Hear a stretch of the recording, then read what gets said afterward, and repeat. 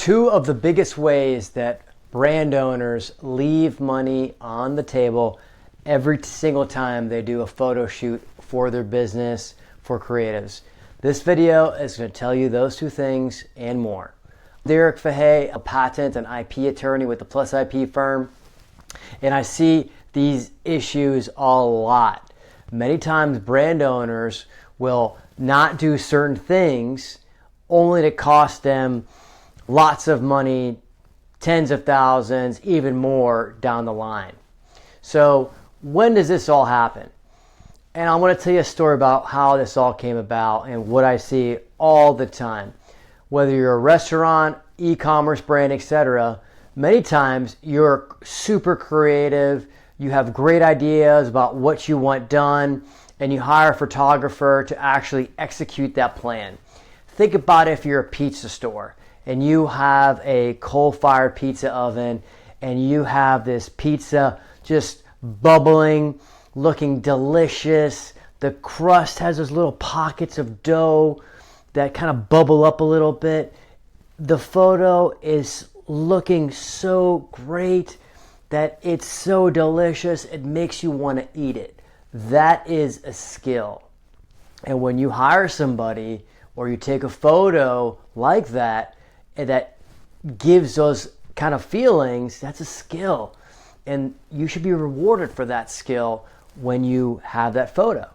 So what happens is when a photographer is hired, if it's not an employee and if it's an independent contractor, when the photographer takes that photo, even if you pay as a brand owner, pay that photographer a certain royalty or a certain amount of money for that photograph,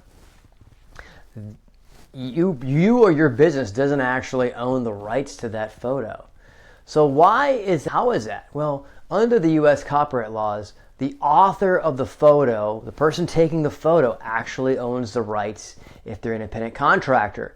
If it's an employee, it's a different situation. If it's an employee and it's done within the scope of the employment, then the employer actually would own the photographer under what's called a work for hire. But if you're hiring an independent contractor, which many restaurant owners are doing, the photographer owns those rights. So if you don't proactively plan to have the photographer transfer the rights to you, if it's an independent contractor, in a document, you're going to run into some problems later on. The first problem you're going to run into is if you have a competitor that sees that delicious looking photo looks so good, it actually makes you want to eat the pizza. If you don't have the rights to that photo and your competitor uses it, it may actually be difficult for you to actually have that photograph taken down by your competitor. And then you have other people using these photos that you actually thought about, you had the creative idea and concept to get these photos taken. You should always, whenever you're working with photographers, negotiate or make sure that the photographer is willing to transfer the rights to you if it makes sense. The second thing that I also think you're leaving money on the table as a creative, you now have that photo and other people are actually using it. Maybe they're your competitors, maybe they're not.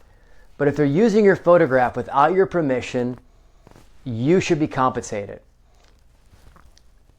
They could use any other photo. They could go online and get licenses. You can actually require them to pay you a licensing fee for using that photo. And if they don't do that, the statutes for copyright laws are very strong in that you're allowed to get statutory damages of up to $150,000 in certain potential willful cases. So potentially you're leaving money on the table, so to speak. The first one is you're preventing yourself from taking down your competitors or preventing your competitors from using your photos if you don't do things correctly on the front end.